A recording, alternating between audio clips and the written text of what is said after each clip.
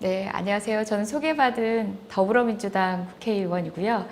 지금 국회가 잠시 공전 중이긴 합니다만은 국회 외교통일위원회 간사, 이제 일본식 표현인데요. 부위원장직을 맡고 있었고요. 얼마 전까지 위원장 대행을 맡고 있었습니다. 아시는 분도 있으실 텐데요. 이재정 국회의원 되기 전에 변호사 아니었어? 그런데 왜 외교통일위원회에서 활동을 하지 하시는 분들도 많을 것 같습니다. 사실 평화에 대한 관심은 그냥 시민적 관심 정도였습니다. 그리고 변호사였기 때문에 또 법률가로서 국제인권법에 대한 약간의 호기심이 있었던 상황이었었는데요. 정치인이 되고 나서 가장 최근에 많이들 관심 가지셨던 사법개혁 문제라든지 법조인으로서 또 보태야 될 노력도 있었지만 평화를 위한 여성 법조인의 역할이 있다는 점, 그리고 또 그 누구도 하지 않았던 지점에 제가 노력을 보탤 수 있겠다는 생각에서 외교통일위원회에 함께하게 됐습니다. 지금 제가 말씀드리려는 것들은 한반도 평화 그리고 또 핵과 관련한 국회의 노력의 부분인데요. 국회의원은 정치인이고 법률을 만드는 것 이외에도 다양한 분야의 외교 영역에도 관여하게 되다 보니까 어떤 노력을 하고 있는지에 대해서는 갖은 상상 모두 하실 수 있을 것 같습니다. 실제 조금 전 우리 진행해 주시는 분께서 말씀 주신 것처럼 종전선언과 관련된 국회의 노력도 외교적 노력도 있었고 또 국회 안에는 종전선언 촉구 결의안이 지금 현재 계류되어 있기도 합니다. 그뿐 아니라 미중 갈등 과정에서 대한민국 정부가 취해야 되는 외교적인 스탠스에 대한 다양한 견제, 지금 현재 저는 야당이기 때문에요. 다양한 견제, 그리고 또 우크라이나 사태 즈음에서 나토의 영향력이 거대해지는 또 신냉전 이라고 또 혹자들은 염려하는 이런 상황에서 우리나라가 어떻게 가야 되는지에 대한 진지한 고민들을 국회에서 하고 있기도 합니다. 오늘 제가 드리고 싶은 말씀은요, 아주 소박한 출발이긴 하지만 동북아 비핵지대화를 위한 한국의 그리고 또 일본의 국회의원들의 노력에 대해서 간략히 말씀을 드리고 싶습니다. 핵이라고 했을 때 얼마 전까지만 해도 한반도와 핵, 북한 이 세 가지 단어 안에서 주로 다루어졌었습니다. 그런데 최근에 러시아의 우크라이나 침공 사태에 즈음하면서 세계 여러 곳에서 전선들이 확대되면서 비로소 한반도만의 문제가 아니라는 점에서 핵에 대한 관심들이 많이 늘어나고 있습니다. 실제 러시아의 여러 스피커들을 통해서 이제 핵과 관련된 언급들이 나오기도 했었고요. 그리고 또 최근에 북한과 관련해서도 잠시 국제적 시선에서는 멀어져 있는 것 같으면서도 끊임없이 국제 뉴스에 도배되고 있는 건 여러 가지 미사일 실험, 그리고 또 곧 핵실험이 임박했다라는 뉴스들입니다. 핵과 관련해서 왜 국제사회가 합의하지 못했을까?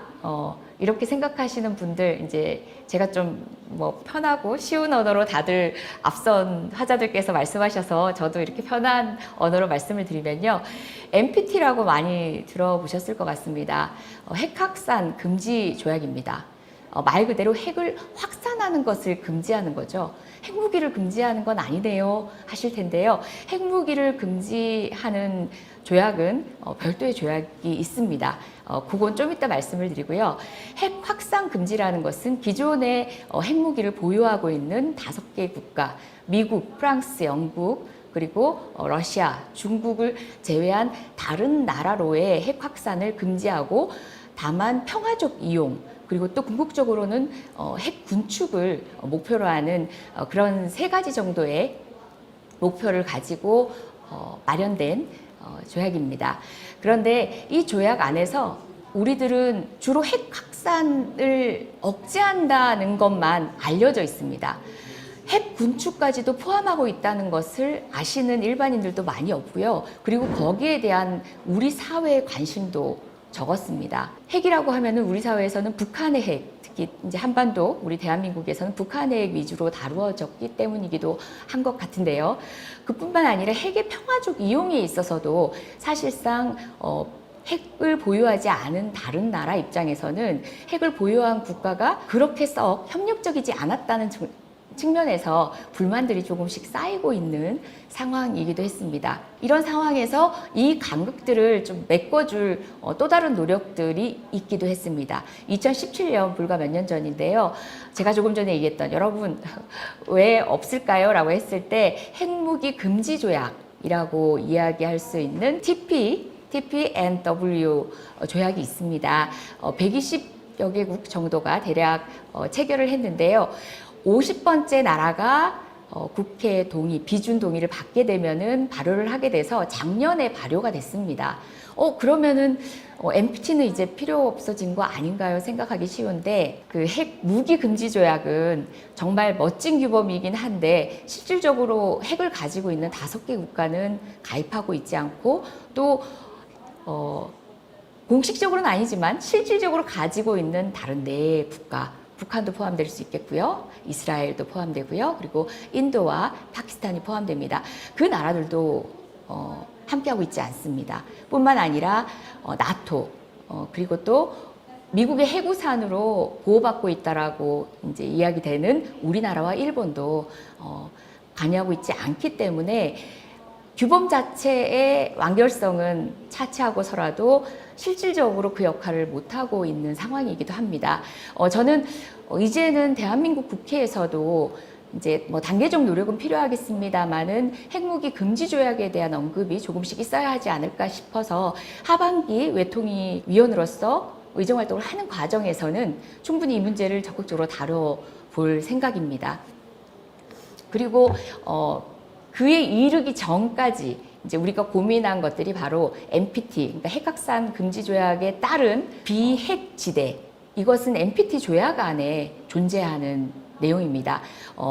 지리적으로 한정된 국가들이 특정 국가들이 함께 조약을 체결해서 그 지역을 비핵지대로 만드는 것입니다.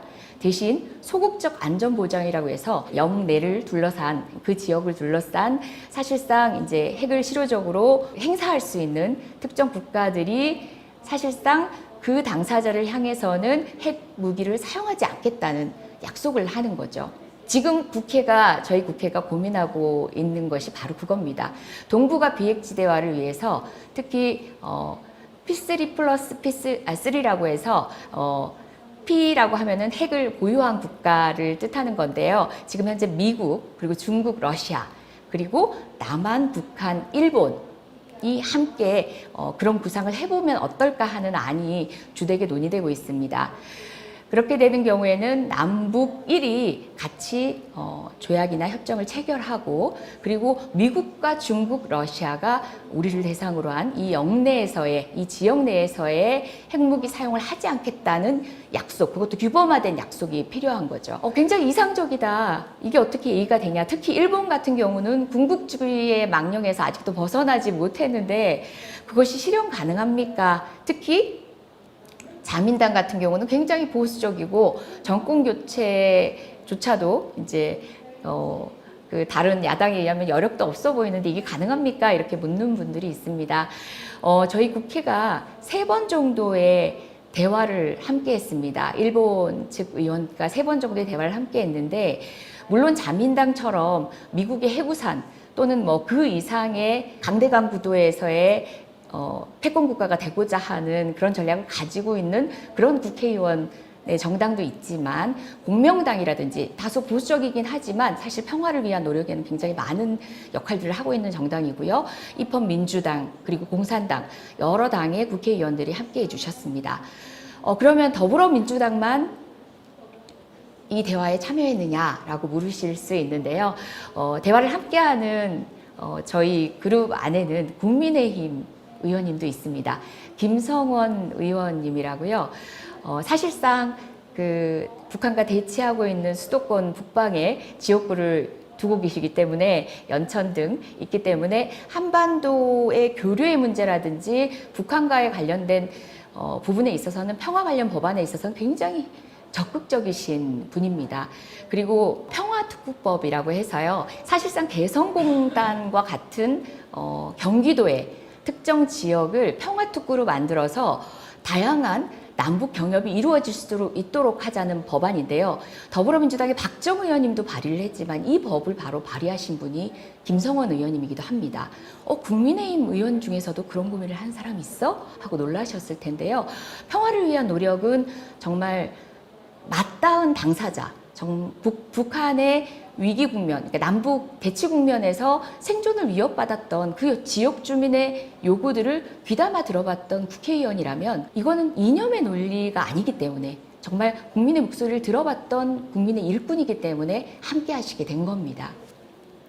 지금 3차례 정도의 노력을 했고요. 사실 많은 공감대를 이뤄가고 있습니다. 쉽지 않은 것은 앞선 발제를 통해서 들었다시피 나토가 강화되고 또 윤석열 정부가 들어서면서 한미동맹 강화라는 이름으로 사실상 한미동맹의 삼각축을 만들려고 하는 또 다른 움직임이 저희의 노력과는 또 반대 방향의 에너지를 주고 있어서 녹록지는 않습니다.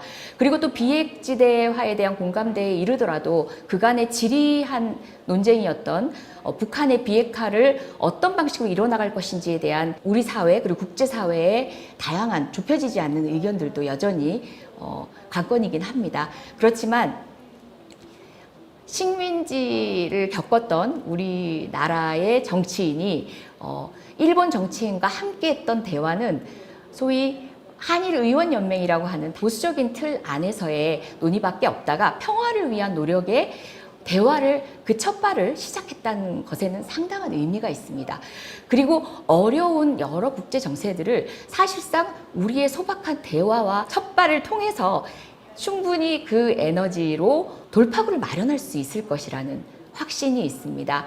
3번 정도는 거의 브레인스토밍에 불과한 대화이긴 하지만 방향에 대한 궁극적인 동의를 얻어냈고요. 뿐만 아니라 북한과 관련해서도 그가 빅딜이다, 점진적 비핵화다, 여러 가지 방법론적인 이야기들이 있었는데 사실상 우리가 그 북한의 경제적 피드백을 통해서 비핵화를 우리 아까 김준현 교수님께서 말씀하셨던 평화를 통한 비핵화 이 부분에 있어서만큼은 참여한 정치인들이 모두 동의했던 바입니다.